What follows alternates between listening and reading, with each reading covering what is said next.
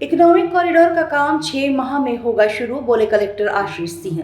आज एमपीआईडीसी के साथ रखी एक बैठक के बाद दी जानकारी। सुपर कॉरिडोर से पीथमपुर तक बनेगा इकोनॉमिक कॉरिडोर। कॉरिडोर के दोनों ओर रेसिडेंशियल, कमर्शियल और इंडस्ट्रियल डेवलपमेंट होगा।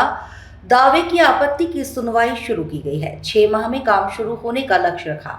पहले किसानों को समस्या थी, पर उनमें से ज्यादातर किसानों को मना लिया है। 3 ऑप्शन के साथ किसानों की भूमि अधिग्रहण में समस्या नहीं आएगी।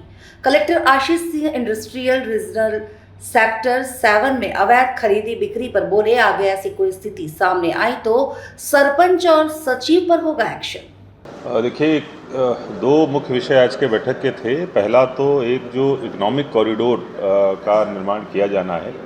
इकोनॉमिक कॉरिडोर जो एमपीआईडीसी है, उसकी बहुत ही महत्वाकांक्षी योजना है, जिसमें कि सुपर कॉरिडोर से लेके पीथमपुर तक एक कॉरिडोर बनाया जाना है, जिसमें दोनों तरफ कॉमर्शियल, रेजिडेंशियल और इंडस्ट्रियल जो है वो डेवलपमेंट किया जाएगा।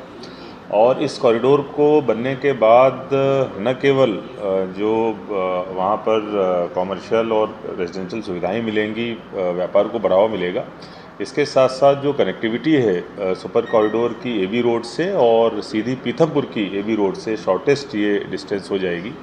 तो ये प्रोजेक्ट, इसमें अभी दावे आपत्ति आमंत्रित किए जा रहे हैं। लोगों की आपत्तियों की सुनवाई हो रही है और बहुत जल्दी ही आपत्ति की सुनवाई करके इसको स्वीकृति के लिए भोपाल भेजा जाएगा। और इस पर हमारा ऐसा प्लान है कि आगामी 6 महीने के अंदर हम लोग इसका निर्माण प्रारंभ कर दें। इसमें जो कुछ समस्याएं हैं वो दूर कर ली गई हैं। सभी लोगों की आपत्तियों का निराकरण करके बहुत जल्दी इस पर हम लोग आगे बढ़ेंगे। देखिए, निश्चित रूप से पूर्व में किसानों का विरोध था, लेकिन जब किसानों को इस पूरे स्कीम के जो अवयव हैं उनके बारे में जब बताया गया तो अधिकांश लोग तैयार हैं।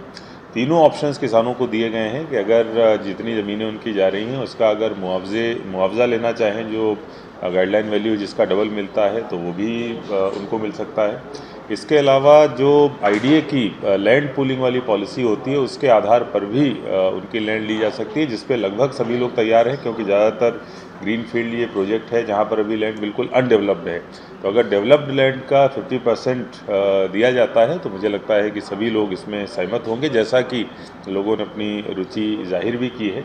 अब जो लैंड है और प्लस मुआवजा, दोनों का कॉम्बिनेशन भी लिया जा सकता है, लेकिन मुझे लगता है जो दूसरा ऑप्शन है, जो डेवलप्ड एरिया है उसका 50% लेने वाला, उस पर सारे लोग सहमत होंगे और उसी के आधार पर हम लोग आगे बढ़ेंगे। और देखिए, इसके साथ साथ एक जो इंडस्ट्रियल रीजन है जहाँ पर सेक्टर 7 और दूसरे एमपीआईडीसी के प्रोजेक्ट आ रहे हैं, वहाँ पर अतिक्रमण की बहुत ज़्यादा शिकायतें प्राप्त हो रही हैं। जो ज़मीन एक्वायर कर ली गई है एमपीआईडीसी के द्वारा, उसकी खरीद बिक्री हो रही है और उस पर कुछ ग्राम पंचायतों के द्वारा अवैध परमिशन दिए जाने का मामला आया है। इस संबंध में भी सभी को निर्देशित किया गया है कि उस आईआर रीजन में कोई भी अनुमति कोई भी ग्राम पंचायत नहीं देगा। अगर कोई ग्राम पंचायत ऐसा करती है तो संबंधित सरपंच और सचिव के खिलाफ कार्रवाई करी जाएगी, आपराधिक प्रकरण भी दर्ज कराया जाएगा।